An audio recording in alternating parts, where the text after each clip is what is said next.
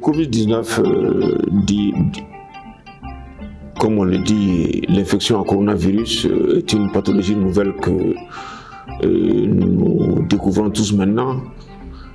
Donc, à prime abord, il faut dire que c'est la toux, la difficulté respiratoire, la fièvre et les douleurs de gorge.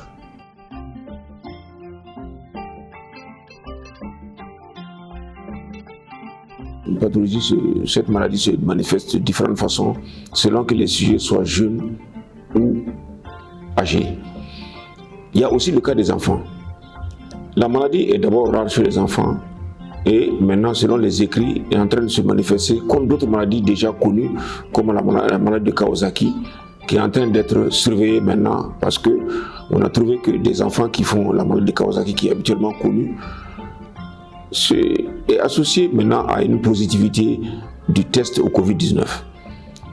Mais ce qu'il y a, c'est que la plupart du temps, les enfants sont rares dans la série. Chez les jeunes, la maladie se manifeste typiquement, comme on l'a dit, la toux, la douleur de gorge, le rhume, la fièvre et des myalgies, des douleurs dans les muscles. Mais ce qui est plus grave, c'est chez les personnes âgées où la maladie a une connotation plus forte.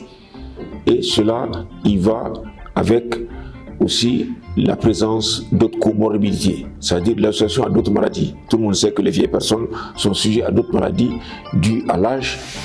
Mais ce qu'il y a, c'est qu'on demande de plus en plus aussi, c'est que selon les individus, on a aussi ce qu'on appelle les porteurs asymptomatiques, des gens qui ont les virus dans leur organisme, qui font la maladie soit de façon mineure, ou bien ne font pratiquement aucun signe dans tout ce qu'on a dit. Donc c'est ce qu'on va appeler les porteurs sains, et c'est sur ça aussi qu'il faut avoir beaucoup de visées pour les détecter encore plus tôt, ou bien que les gens se surveillent et qu'ils signalent le moindre signe.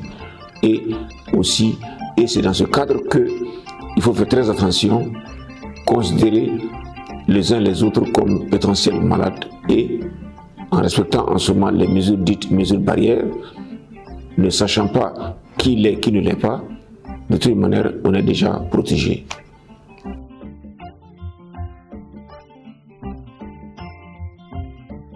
Bon, disons que pour le moment, on n'a pas parlé de séquelles dans ces cas de maladie après la guérison.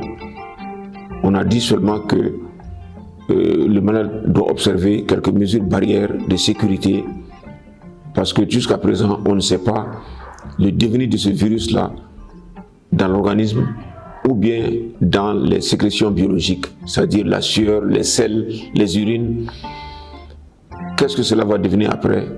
Et différents écrits sont en train de tomber progressivement où on voit la persistance des traces de virus dans certaines sécrétions, mais pour le moment, rien n'est établi. Mais ce qu'on sait, c'est que pour le moment, on n'a vu aucune séquelle.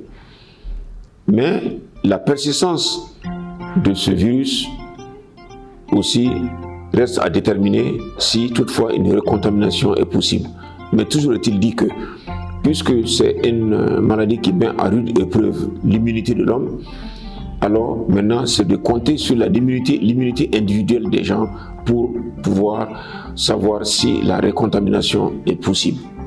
En tout cas, pour le moment, on a dit que ça existe, du fait que l'immunité est différente d'un individu à l'autre.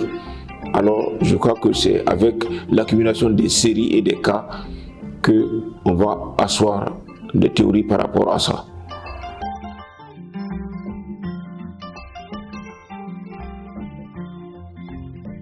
Nous avons vu évoluer depuis la Chine jusqu'en Afrique progressivement. Nous voyons que cette maladie est en train de gagner du terrain et est devenue une pandémie. Et nous sommes en train de voir aussi que les cas sont en train d'augmenter au Mali. Et il y a beaucoup de décès comme dans d'autres pays. Alors, il n'y a pas de raison pour ne pas y croire. Parce que tout le monde ne peut pas être embarqué dans le même complot. Et aussi, il faut savoir que cette maladie est réelle, et d'autant plus qu'il y a eu d'autres épidémies dans le monde qui ont aussi fait des dégâts. On a cru à ceci, mais pourquoi ne pas croire à cela? C'est une maladie de blanc. Même si c'est une maladie de blanc, certes, Mais maintenant, pratiquement dans le monde entier, les gens ont les mêmes modes de vie. C'est pour ça que les gens vont faire pratiquement les mêmes types de maladies. Maintenant, il s'agira maintenant de voir quel est le comportement de tel ou tel ressortissant de telle zone par rapport à la maladie. C'est ce qu'il faut chercher à savoir. Sinon, cette maladie, elle est réelle, elle est partout. À l'endroit de toutes les infirmières et infirmiers du Mali sur la prévention de la maladie à coronavirus. Je dirais à mes collègues que c'est une maladie réelle. Il ne faut pas que les gens pensent que cette pathologie n'existe pas, c'est une pathologie réelle. Qu'est-ce qu'il faut faire face à cette maladie? Ça veut dire qu'il faut respecter les mesures de barrière, c'est-à-dire respecter la distance réglementaire de 1 mètre. Quand vous voulez éternuer, il faut éternuer au niveau du plus du coude. Porter les masques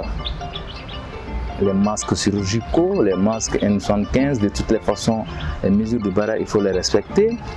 Ensuite, éviter les accolades, éviter de donner les mains, saluer à distance, respecter l'hygiène. Quand je dis respecter l'hygiène, ça veut dire que vous devez vous laver les mains au savon correctement. À chaque fois que vous touchez quelque chose, lavez-vous les mains au savon. Vous utilisez également, on peut utiliser l'eau javelisée, c'est l'eau chlorée, que vous pouvez également laver vos mains. Utilisez les solutions chlorées.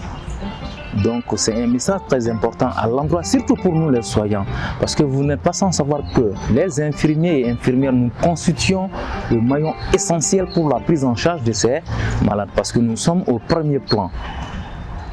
Nous sommes au début, au milieu et à la fin pour la prise en charge de toutes les pathologies, surtout pour cette pathologie qui vraiment est en train de faire des ravages. Le coronavirus existe bel et bien. C'est une maladie qui n'est pas totalement maîtrisée. Il fait des ravages, il tue. Et contre cette maladie, seul le respect des mesures barrières peut nous sauver la vie. Il faut tousser, éternuer dans le coude, dans le plus du coude, se laver régulièrement les mains. Lorsque sortir devient obligatoire et être en contact avec d'autres personnes devient obligatoire, il faut toujours avoir un masque. Il faut respecter la distanciation sociale de 1 mètre quand on va dans des cérémonies de baptême, de mariage, de décès et autres. Le coronavirus fait des ravages dans des pays qui ont des grands moyens. Donc imaginez dans les pays où le système sanitaire est bancal. Que vous soyez femme, homme, jeunes ou vieux, cette maladie vous concerne et ce message s'adresse à vous. Et ce message vient de l'ONG AMSOT.